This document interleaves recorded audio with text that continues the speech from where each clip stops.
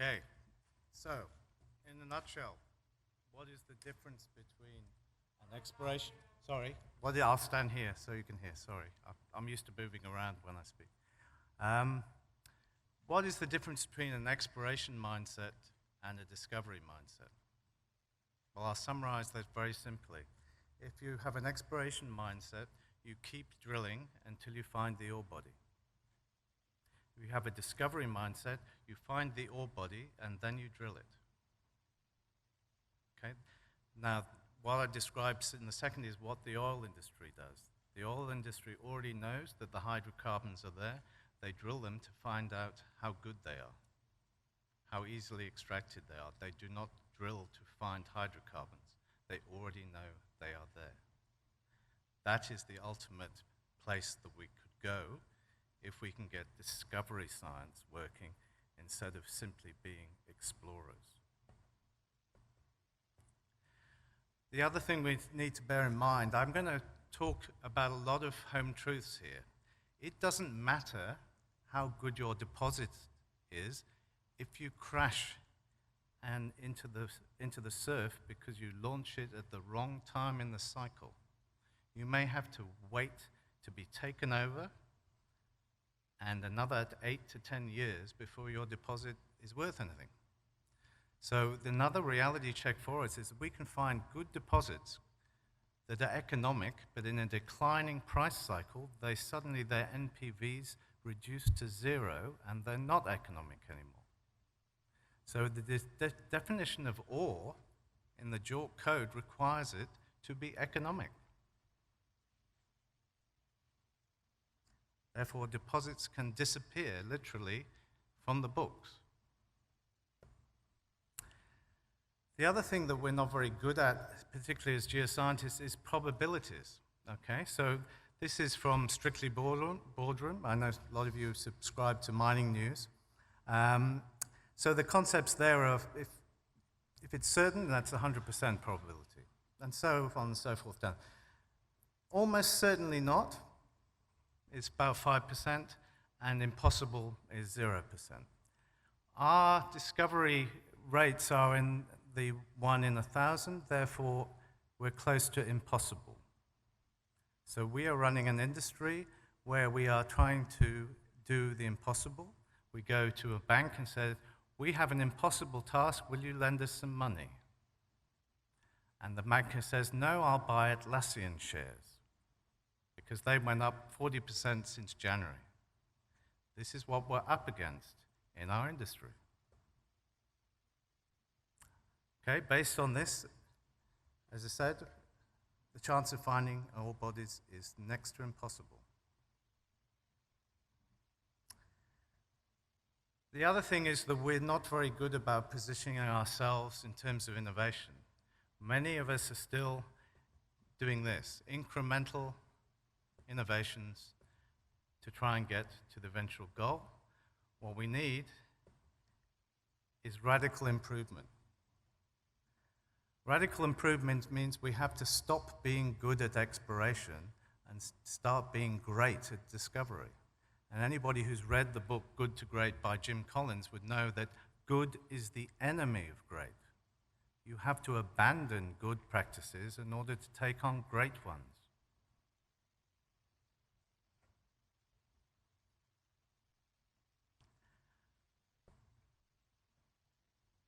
Another thing that we get wrong all the time is our perception. So this diagram is an excellent one. I grabbed it off the internet. And it shows the gross errors in perception that one can have. If you have a wrong error, or you make an error in perception when you're gathering data, and then you expect an algorithm or AI to make sense of that, I think you're on a losing streak. Okay?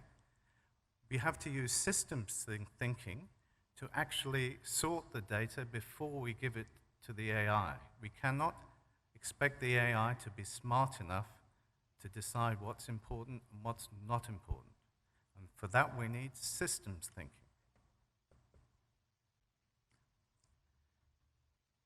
So in all of what I've just described, before I go on to rule number 2, this is just a reminder that we need to be very humble. So rule number 1 in discovery science is to be humble, because we are not very good at exploring and discovering things. We just have to accept that, and we have to get better. If we are going to explore undercover, under 500,000 meters of cover, we can't afford to drill 100 holes. We can only afford to drill 5 holes. We need this discovery mindset to do that. So here's one of the dogmas, okay? Our whole industry believes that mining is about turning rocks into money. But that's not the origin of mining.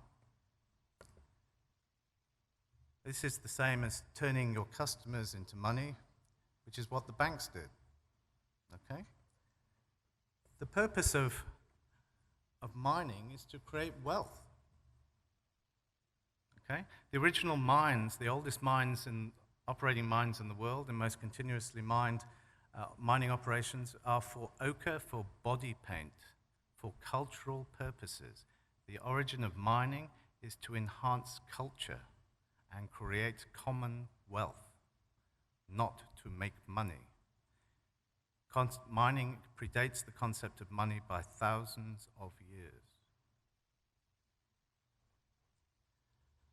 We need a broader conceptual framework in which to put our structures, our science, and our technology into. One of the things that we need is a systems-based mineral science for targeting. Anything less than that will fail. Out of that will come better targeting science, better proxies that we can go out and explore for. But all the way through that, we must understand the value chain, and most geologists do not understand the mining value chain very well. They used to, when geologists were seconded from operations back to exploration and then back to operations again, which was something that Western mining did very well under Roy Woodall. They got to understand the value chain. They got to see both ends of the business. We currently tend to put people in one end of the business and expect them to realize what the rest of the business is about. No, that's not working for us, and we need to do something better than that. Another big factor is our stakeholder and license to operate, which is almost closing down exploration and operations in many parts of the world.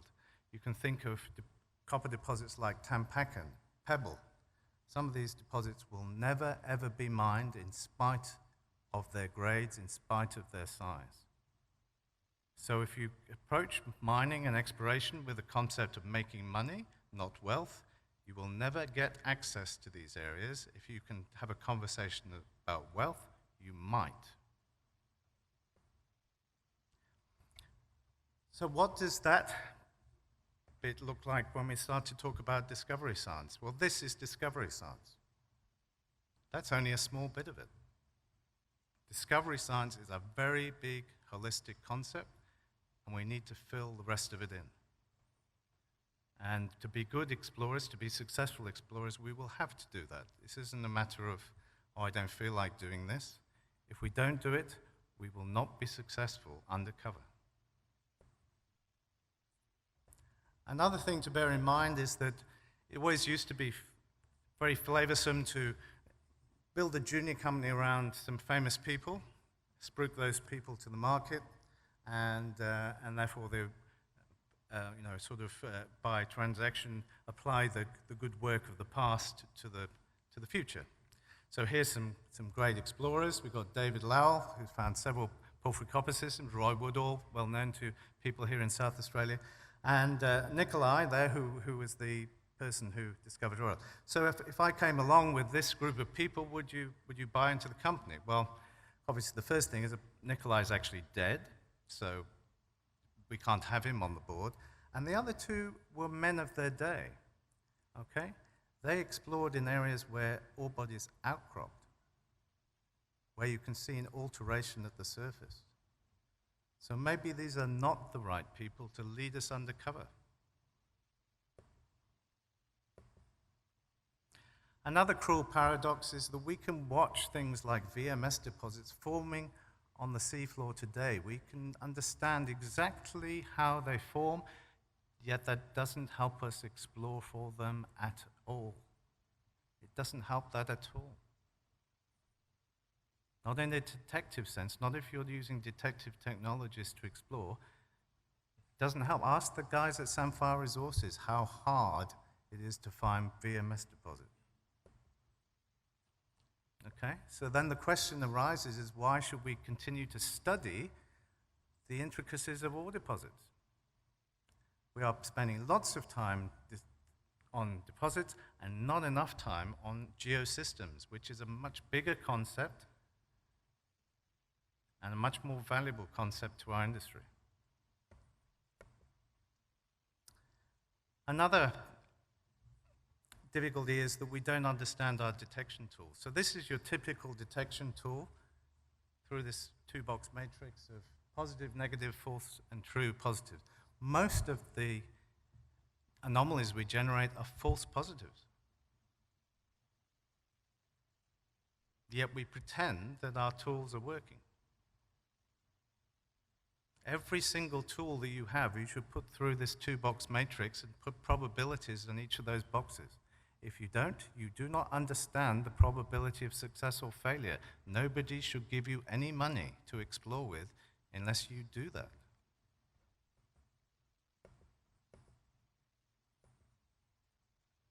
So, it is true that our current science, as applied by geologists, is not finding ore bodies. We know that. The statistics show it. The best known discoveries in the world are not geologists. Big picture geoscience is mostly just that, and it's not used by explorers at all.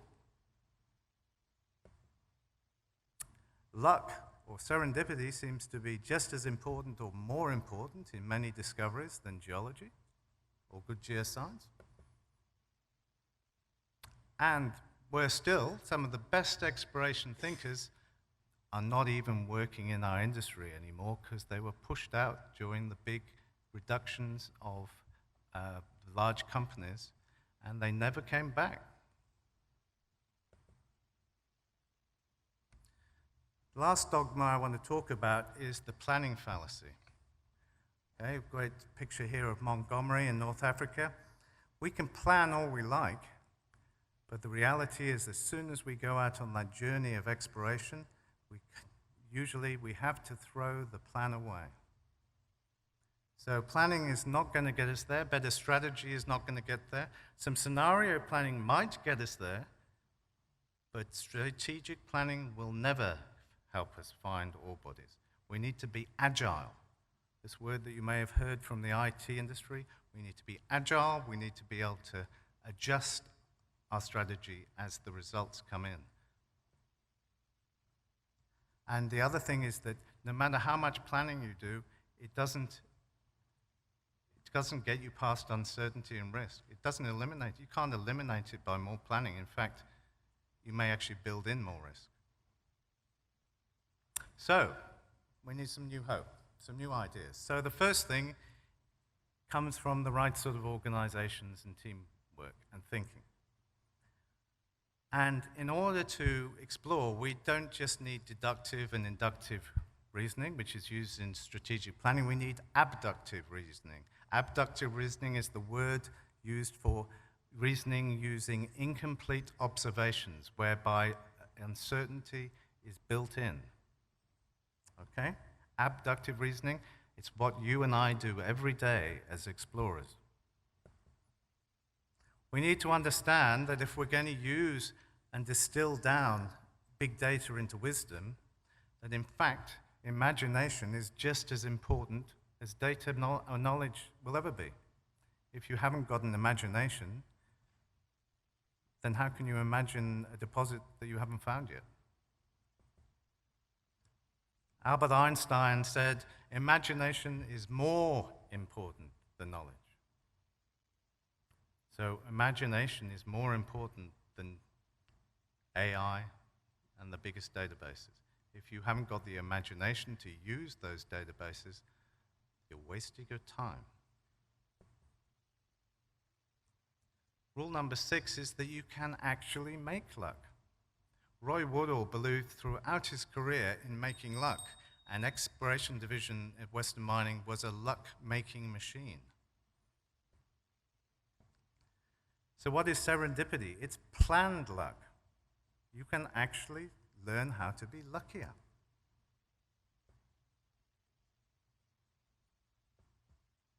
And that's not through carrying a few lucky stones around with you. It's about preparing, like a good Cub Scout. And luck is always retrospective. We don't say, I'm being really lucky today. We say, I was lucky last week. So you have to give luck time to develop.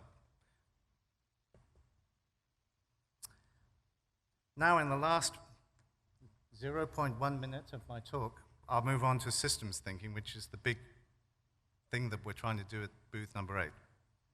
Okay? The only way that I can find or have found that we're to improve exploration thinking is using systems thinking. That's overarching systems thinking and system thinking at every level of everything that we do. Okay? It's very different from event-oriented thinking. There is no cause and effect. There is no source. There is no trap.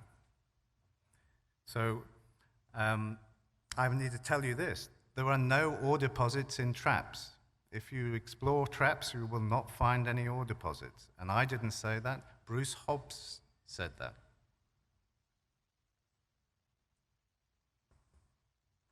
This is an example of a tin map that I produced 2 years ago.